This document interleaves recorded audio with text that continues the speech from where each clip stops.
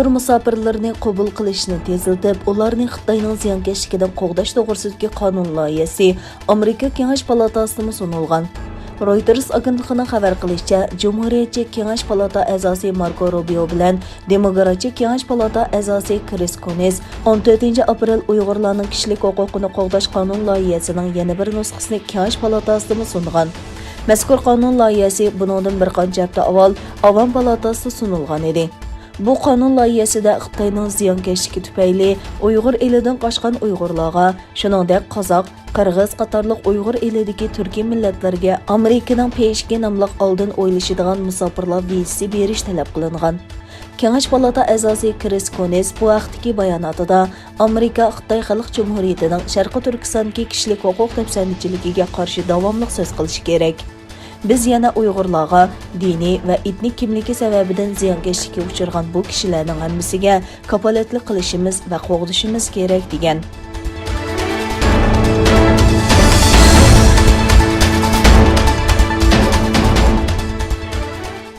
aprel seshanba kuni İstanbulda bir mehmonxonaning yig'in zalida zulmatdagi irqiy qirg'inchilik degan temada axborot e'lon qilish yig'ini ochildi. Yig'inda dunyo jamoatining Xitoyning Uyg'urlar ustidan elib berayotgan irqiy qirg'inchiligiga qarata sukut qilmasligi chaqiriq qilindi. Xitoy doiralari 2021 yili 2 aprel Zulmatdagi jang nomli hujjatli filmni e'lon qilgan bo'lib, Xitoyning Sharqiy Turkistondagi irqiy qirg'inchilik qilmishlarini oqlash va Sharqiy Turkistonliklarni terrorchi qilib ko'rsatishga uringan edi.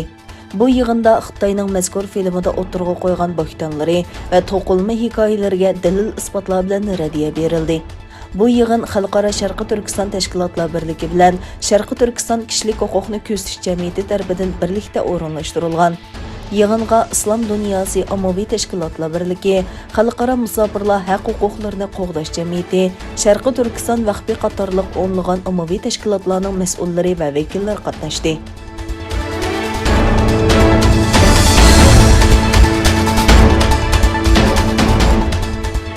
Amerika Davlatlik istixborot direktorligi 14 aprel Amerika Davlat Majlisiga yillik istixborot doklati yo'llab, Xitoyning Amerika uchun tahdid ekanligini bildirgan.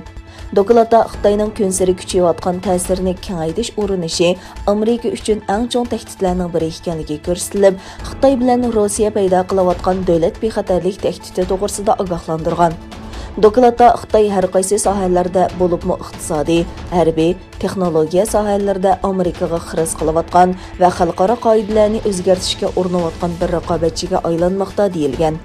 Dokladda aytilishicha, Xitoy Amerikaning ittifoqdoshlari bilan bo'lgan munosabatiga qarshilik qilish strategiyasini qo'llanmoqda ekan. Shundaqla yuqumga qarshi turishdagi muvaffaqiyatidan foydalanib, o'z sistemasining afzalligini bozorga salmoqchi ekan. Davlatlik axborot idorasining boshlig'i Avil Haynes Xitoyning nurg'un masalalarda Amerika bilan raqobatlashadigan raqib ekanligini, bu qoidalarni mustabid Xitoy hokimiyatining afzalligiga o'zgartirishga urinayotganligini bildirgan. Haynes yana Rossiyaning Amerikaning nufuziga soya tushirish urinishi, Eronning O'rta Sharqni muqimsizlashtirishi, yer shari terrorlik va Shimoliy Koreyaning Amerika va ittifoqdoshlarining orasini buzish urinishi qatorliqlar ustida to'xtaldi.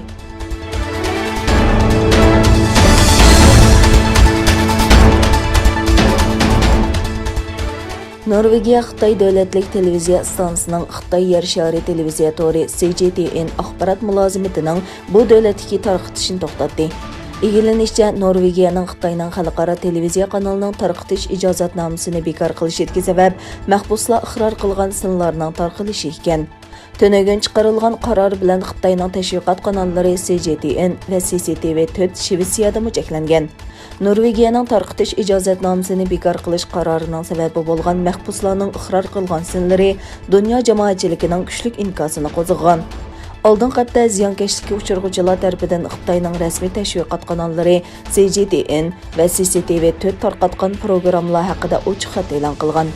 Mahbuslarning tuqqanlari o'zlarining qattiq azob uqubat ichida ekanligini eskartgan va nurg'un davlatda Xitoy kanallarining tarqatilishini to'xtatishga va jinoyatga aralashmaslikka chaqiriq qilgan.